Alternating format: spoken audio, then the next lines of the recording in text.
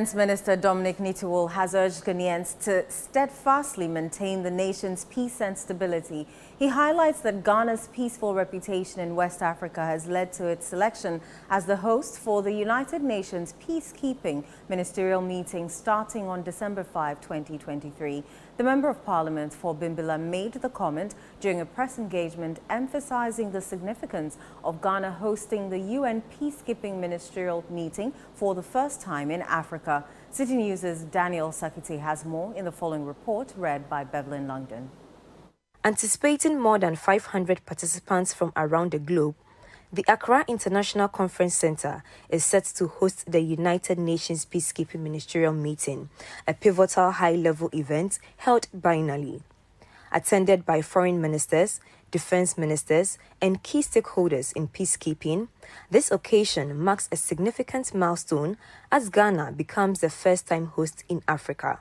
Defense Minister Dominic Nitiwul suggests that Ghana's selection to host the conference is as a result of its reputation as an oasis of peace in the troubled sub-region. He emphasizes Ghana's commitment to peace and urges citizens to vigilantly safeguard the tranquility experienced in the country. The idea of a ministerial conference on peacekeeping came to reality about 10 years ago and has quickly become a regular feature in the calendar of the peacekeeping community. As I said, the previous meetings have been held in New York, some of the areas, Vancouver, London, and Seoul, and have created a tradition for periodic assessment of responsiveness of peacekeeping to host community needs in a conference that generates concrete outcomes. Many policymakers attend the conference to show support for United Nations. In this area, ladies and gentlemen, of turbulent times, especially in Africa, for the United Nations to choose Ghana and actually come to Ghana is a big statement. Additionally, the Bimbilla legislator sheds light on the event's focus, acknowledging potential traffic disruptions and inconvenience to motorists.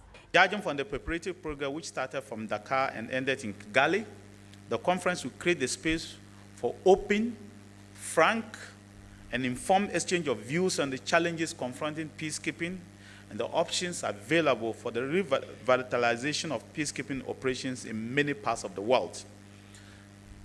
The two-day conference, ladies and gentlemen, will focus its attention on thematic issues identified by Ghana for the meeting, including but not limited to the issues of women in peacekeeping, which Ghana is a lead proponent, and it has become a lead topic in peacekeeping operations in recent years, given the demonstrable impact of the inclusion of women in peacekeeping.